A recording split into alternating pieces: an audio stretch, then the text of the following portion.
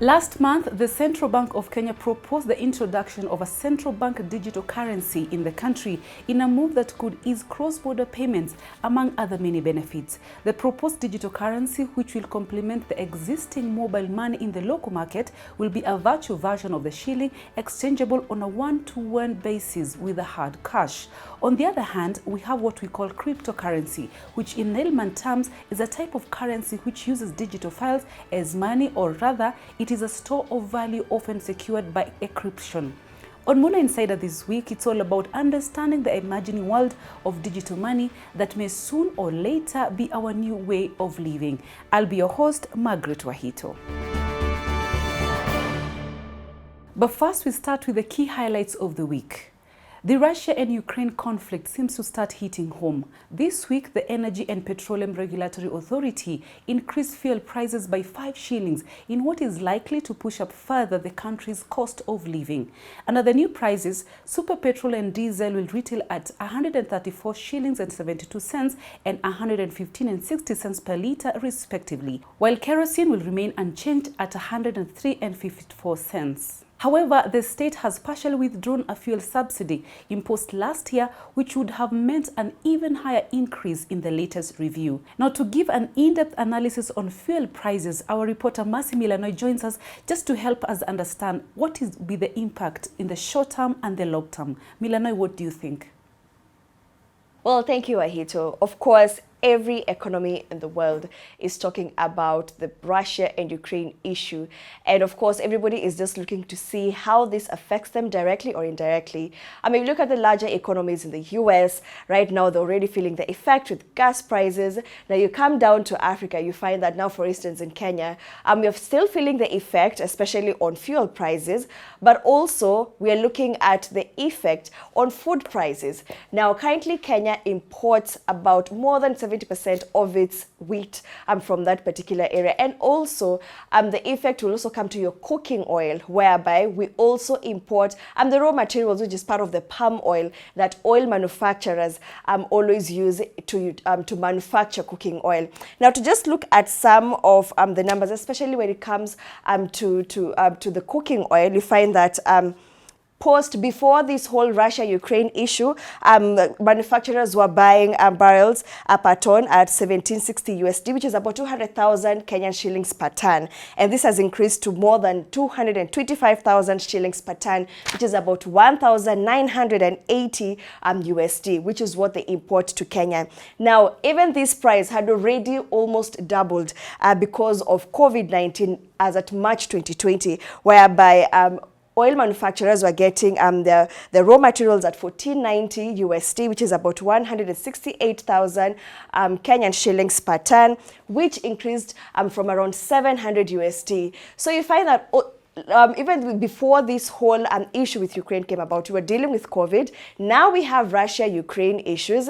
And of course, for Kenyans now, it's simply looking at how we can be able to subsidize the cost of wheat, the cost of cooking oil, and of course, the cost of petrol, which is, of course, it's a post effect that we will feel here because of the battle between Russia and Ukraine. No, thank you very much, Mercy, for those insights. Russia and Ukraine account for 25% of global wheat exports, with Kenya importing 90% of its wheat from Russia and Ukraine. Mercy, what do you think will be the impact in the local market? Well, in terms of wheat, of course, Kenya, we produce wheat, first of all, but it's not really enough. Now, wheat, apart from what we know wheat from for chapati and all those other food products, wheat is quite an essential raw product for various things that are used by manufacturers. And of course, now the fear is where else in the region can we be able to get wheat from? If you look at right now, apart even from wheat, now we even have maize flour, of course, but you know, maize flour, it's quite a different issue. It's not really from Ukraine. But largely, the whole issue with Ukraine and Russia is set to really affect the food prices in Kenya. For instance, your chapati will be a bit more expensive because of importing wheat. And of course, even what manufacturers have been calling for right now is now that it's even a bit scarce to get the wheat, they're calling for the government to sort of look at the tax levies that are charged at the port for importation of wheat, so that this can be able to at least subsidize the price a bit for Kenyans. But of course, now it's looking at internally in Kenya, as much as we grow wheat, where else can we be able to source from? And I think it would be quite a good time right now for Kenya to have a conversation about making itself food secure, starting off with wheat. It's something we can grow, but I think now it's something that a conversation where we can be able to increase the quantities in which we grow, so that we don't end up finding ourselves in this kind of situation. Thank you so much, Massimiliano, for those insights on what is happening in Ukraine and Russia and the impact it would have on the local market. Now back to the main story of the week. The introduction of the central bank digital currency has been under debate globally for the last few years, with some countries such as Nigeria and the Bahamas raising a head to roll them out. And back home, the Central Bank of Kenya has already proposed the introduction of the digital currency, which is simply the electronic form of fiat money that a government issues to facilitate trade. And to understand all about central bank digital currencies and cryptocurrencies, we are joined by Kevin Gige from Genghis Capital, who will explain to us more about this.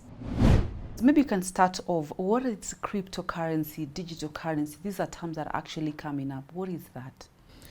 So cryptocurrencies are essentially digital currencies. They're not big difference, just subtle differences in how they operate. So when you're talking about cryptocurrencies, we're talking about coins like Bitcoin, Ethereum, Polkadot, Cardano, etc. So the mechanism behind or the tech behind how they work is they're digital in nature, so there's no fiat or physical currency that you're exchanging. It's the binary, basically binary currencies, the 0 and 1s typed into a computer. So digital currency in itself is something like M-Pesa, which we all use, yeah. But you can see now the subtle differences between Bitcoin and M-Pesa. Mm-hmm. Yeah. Recently, the central bank is proposing to introduce central bank digital currency. How will it be different from the current we have? So the currency we have is what we call fiat. That's paper and coin. And fiat has its own history by itself. So starting in, I think, around 1860 in the Bank of England, they're the first public bank to issue a fiat currency, or what you can call now physical currency. So they started with a coin, and you've had the British talking about the pound. And the idea behind that was the pound was equivalent to a pound of the underlying commodity, so be it gold or silver.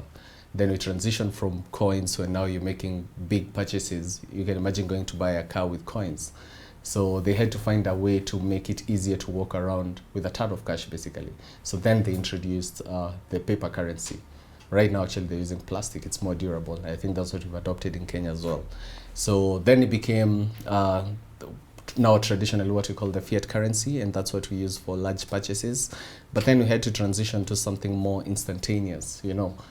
We are moving to a world where it's, we want to make instantaneous payments, real-time payments. So we had to transition to something that you can't transfer 1 million or 10 million shillings from Kenya to Japan to buy your car. We didn't have, your PayPal and etc.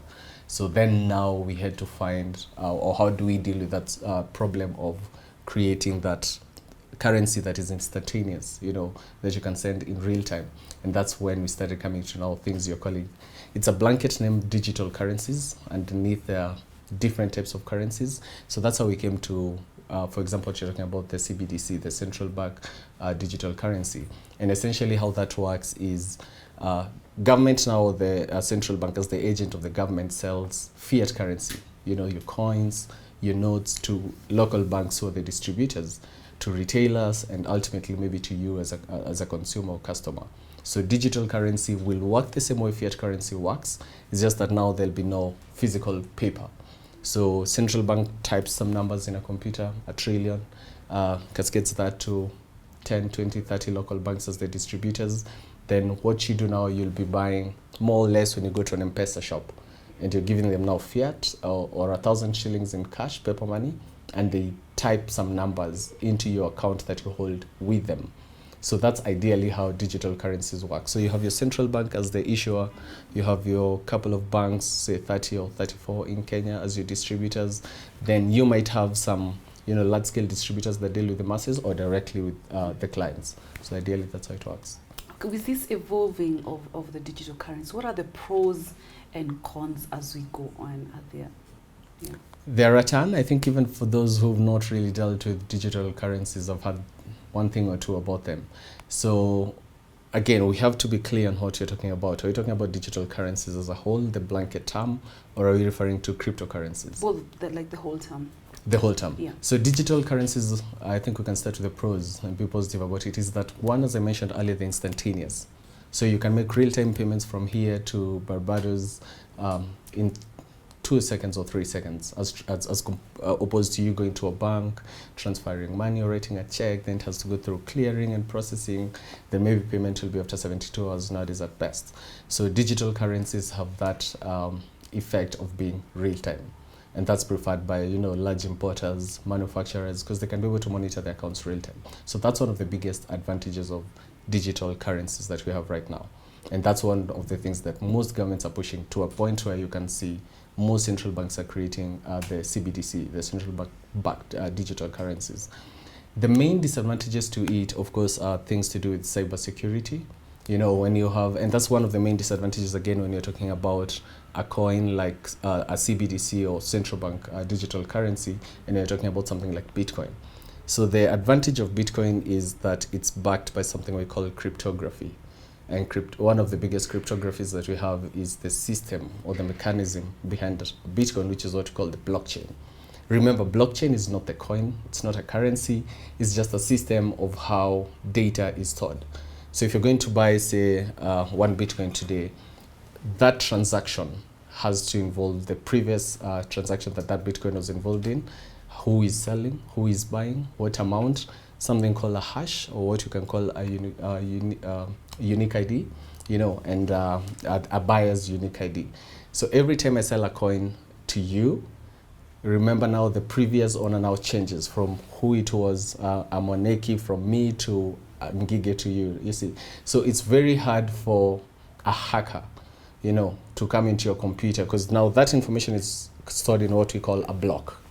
And now there's so many blocks, and those blocks are not centralized to a system, to a single computer. So you have, right now I think we have around 600,000 computers that processes transactions. So it's very hard for Kevin here to sit down in one computer and change a block, because I'd have to change to 599,000 other computers. So that's the element of safety that cryptocurrencies have. The difference, and which now takes us to the cons of CBDC or most digital currencies, is the presence of the issuer. And it's a single source security. So in this case, we have central bank issuing the central bank digital currencies. It's very hard for me because I only have to deal with one system. I just need to hack into the central bank system, and thus I can be able to hack into, your coins and Jerry's coins and everyone's coins and allocate some to me.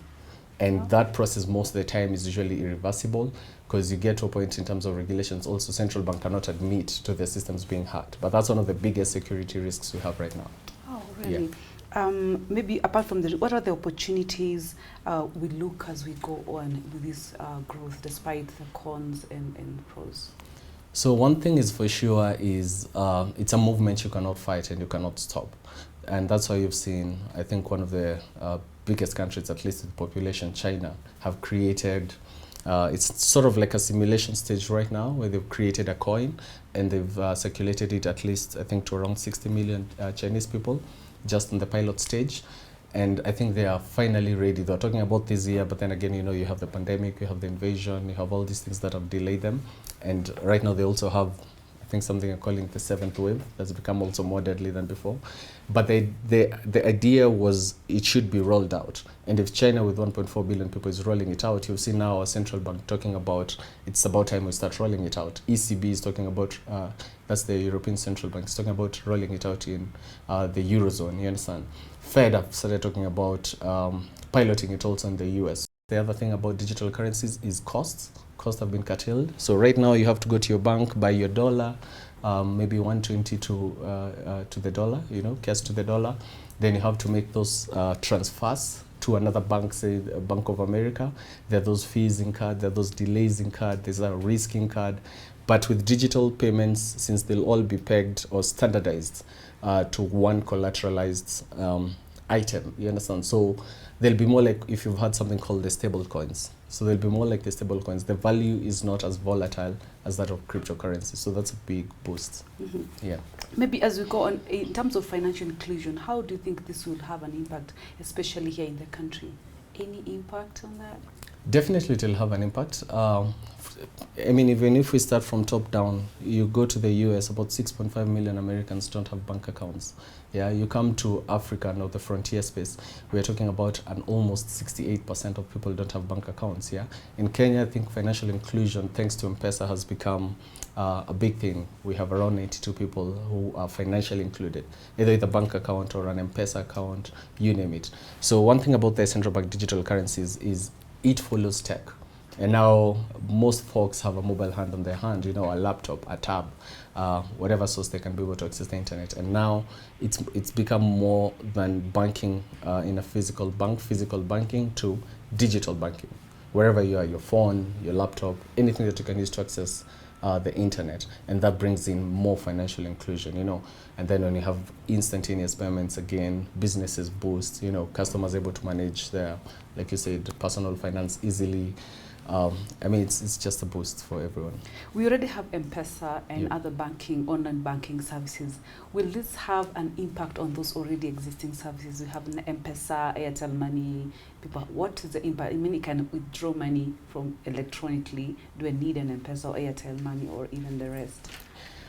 So one thing that we'll have for sure is disruption, more or less like what we had when you're moving from, you know, banks in, you know, like Equity Bank, for instance, when they say Equity 1.0, 2.0, 3.0. So it's from a point, remember, we used to go to the bank with a book. And when you're making withdrawals, you had to sign something, the manager had to sign and stamp, and next time you have to go to the bank, you have to carry that book. So it was more like we were managing the ledger on your end, not our end. So then came tech. Then you don't now need a book. They produce plastic cards, what you're calling your debit or credit card. Credit cards came way later. So we started with the debit cards. We went to the credit cards. We went to the mobile apps. You know, we had APIs as extension from wherever you are. And now we're talking about digital currencies. So that transformation is one of the things that will disrupt existing banks, and that's one of the reasons you've seen quite some hesitance in some of the big or developed markets. For instance, the USA. You know, the USA, you have banks like Bank of America, Chase, you know, JP Morgan.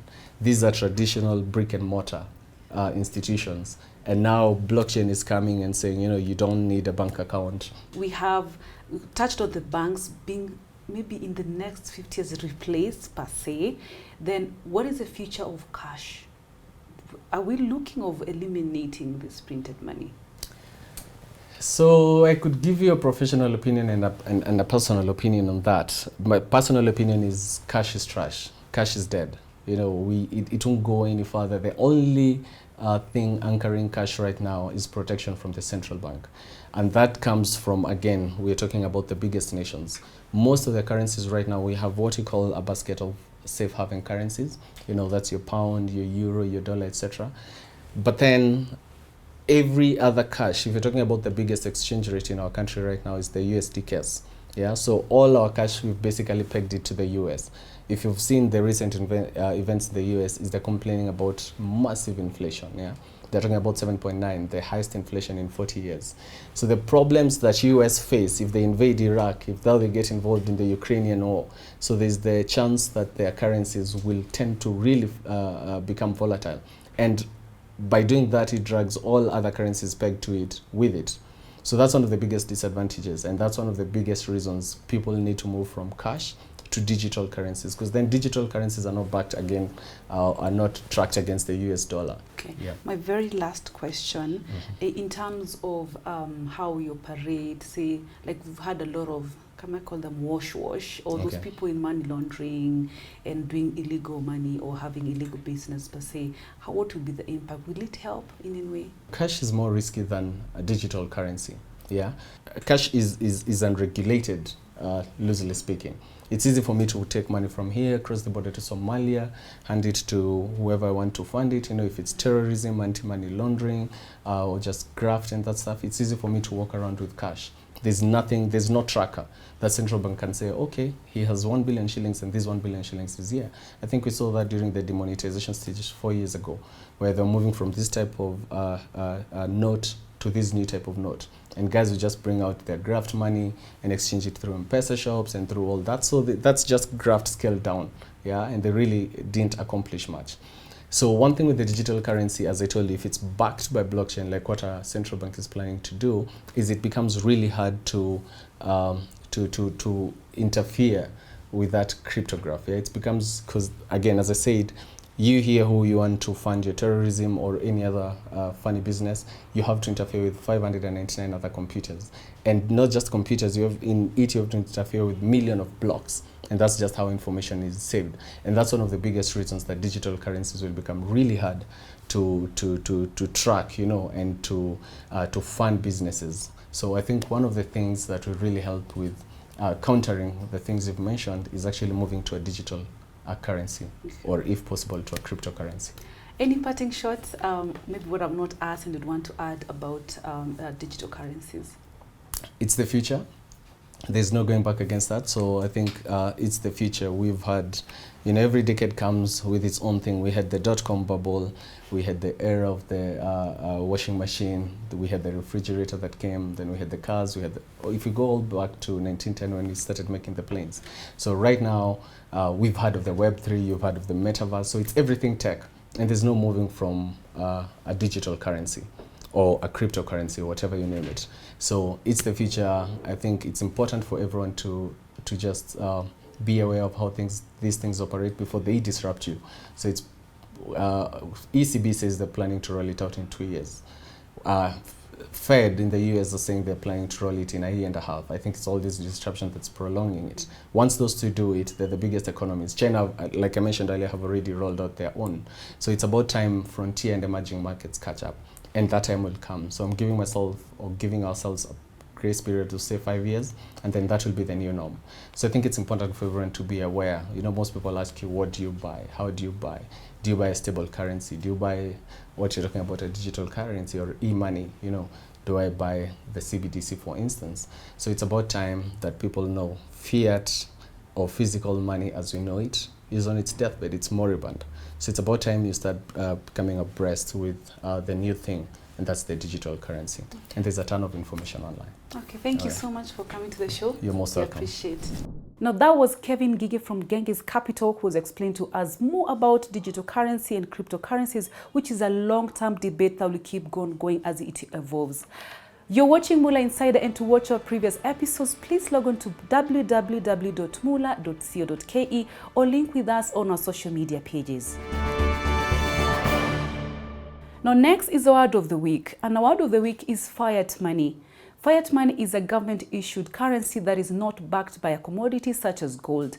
Fiat money gives central banks greater control over the economy because they can control how much money is printed. We now look at the leading indicators this week, starting with the stocks and the foreign exchange.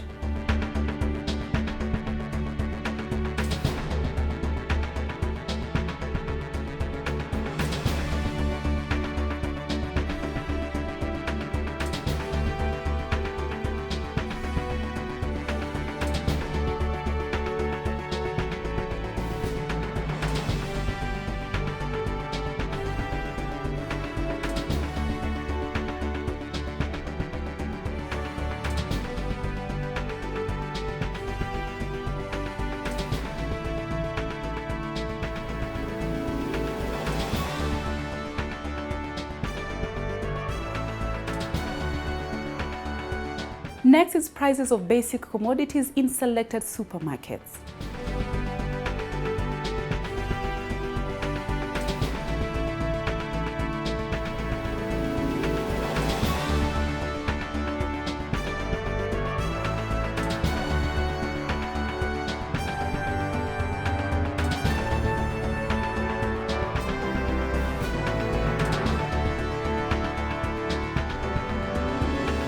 Now that's all we had for you this week on cryptocurrencies and about digital currencies on Moolah Insider. And to watch our previous episodes, please log on to www.moolah.co.ke or link with us on our social media pages. I was your host, Margaret Wahito. See you next week.